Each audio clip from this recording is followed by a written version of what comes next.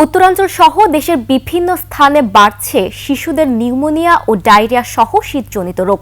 হাসপাতালগুলোতে অতিরিক্ত রোগের চাপে হিমশিম খাচ্ছে কর্তৃপক্ষ। প্রতিনিধিদের সহায়তায় ডেস্ক রিপোর্ট। শীতের শেষ দিকে এসে উত্তরাঞ্চল সহ দেশের বিভিন্ন স্থানে বাড়ছে কনকনে ঠান্ডা। শিশু বৃদ্ধরা আক্রান্ত হচ্ছে সর্দি, কাশি, জ্বর, শ্বাসকষ্ট, নিউমোনিয়া সহ ঠান্ডাজনিত ডায়রিয়ায়।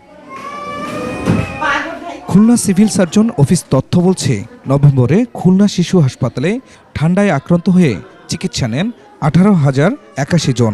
ডিসেম্বরের সংখ্যা কিছুটা কমে আসলেও জানুয়ারির শুরু থেকেই বাড়তে থাকে রোগীর সংখ্যা। গত 2 মাসের তুলনায় আরও বেশি মাসে আপনার ডায়রিয়া রোগী, কোল্ড ডায়রিয়া যেটা ওটা একটু বেশি, নিউমোনিয়াও আছে আর অন্যান্য রোগ তো আছেই।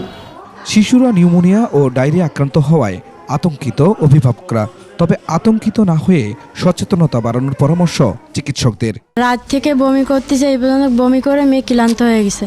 চেষ্টা চলতেছে, তারপরে অনেক কষ্ট হচ্ছে বাচ্চার। এত পরিমাণ রোগী আসে, দেখা গেল অনেক রোগী ফেরত যায়। যার যত সামর্থ্য আছে সেই অনুযায়ী পোশাক কিনে বাচ্চাদেরকে ব্যবহার করাবেন, যাতে কোনো রকম ঠান্ডা না লাগে।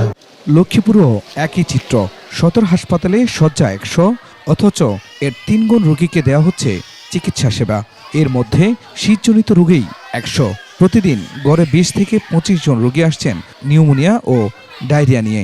100বার চালু হয়েছে, 50 শয্যা আগে ছিল, এই 50 শয্যার লোকজন দিয়ে হাসপাতাল চলতেছে। এদিকে প্রয়োজনীয় সেবা এবং চাহিদা মতো ওষুধ না পাওয়ার অভিযোগ রোগী স্বজনদের। আবার এখানে বাথরুমের অবস্থাও খুব খারাপ। একটা স্যালাইন দেওয়ার কথা ছিল, হাফ স্যালাইন দিয়ে এখন আর কোনো স্যালাইনও দিচ্ছে না, তারপরে ডাক্তার তো আসে না। কর্তৃপক্ষ বলছে রোগীর চাপ বাড়ায় এবং জনবল সংকটে এমনটা হচ্ছে। ফ্লোরে রোগী দিয়ে আমাদেরকে চিকিৎসা সেবা দিতে হচ্ছে। তাছাড়া আমাদের এখানে স্টাফ সংখ্যা কম, এত সংখ্যক রোগীর চিকিৎসা দিতে গিয়ে আমাদের হিমশিম খেতে হচ্ছে। Khurshid Alam, desk report, 21 television.